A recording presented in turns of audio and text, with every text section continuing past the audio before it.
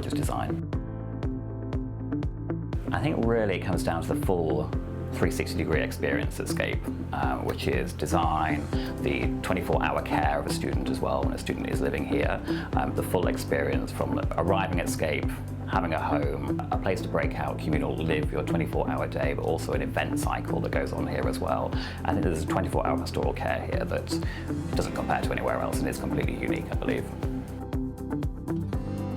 I think immediately on entering a Scape building, it's quite hard not to be inspired, I think, by the sense of space when you enter, the reception area, the full double height space and areas, the beautiful spiral staircases that we have in a Scape space that you'll see in a lot of communal areas around, the way we open up with huge voids in between communal spaces between floors, creating visual connections between different areas.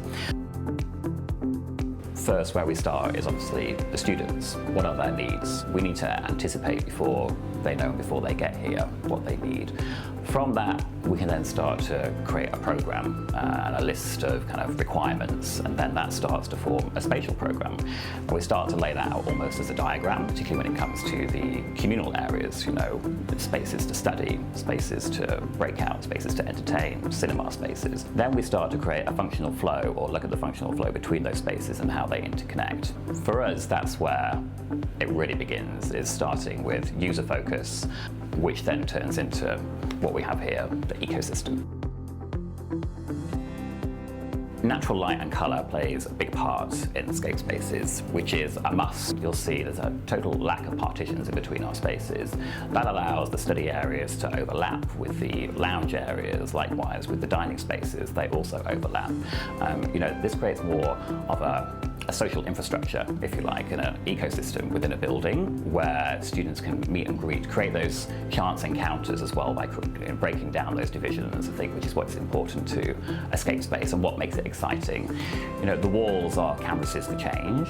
We love working and collaborating with artists as well to see what they can bring to the table. Working with David Booth, who created some great murals down there. The way that we consider colour also within the spaces, you'll notice there's green within the study areas. Green is associated with calmness, focus, for those more stressful times when a student is studying. You'll see orange in the games areas, more active environments, spontaneity. So really we select our colour palette for those communal areas very carefully, considering it in terms of how we want our students to use those spaces and what we feel will kind of best encourage that. And then throughout the building as a whole, you'll notice that our corridors are kind of changing colours, which assist with wayfinding throughout the building. Really, for me, I think it's a sum of all touches. I'll start with the room. So immediately when entering the room, the way the room is planned out, you only get the connection with the window. The window is clearly visible. We're keen to create those connections with the inside and out, so you get the external space beyond. The way the rooms are designed themselves, you'll see that we use a lot of white glossy materials. The white gloss itself helps bounce natural light around the spaces, increasing the sense of space. Furniture doubles up this dining space at the end here. We've got the desk space, but when it's not being used as a dining space, you have this extra long desk space. Furniture, the stool itself is designed by ARD. Every face has a different function or creates a different level of posturing, so you can create different heights. You can rock on it and you can even hang your coat on it if you like. This chair that I sit on here, we can tip forward, which helps ergonomically where you're kind of sitting at your desk.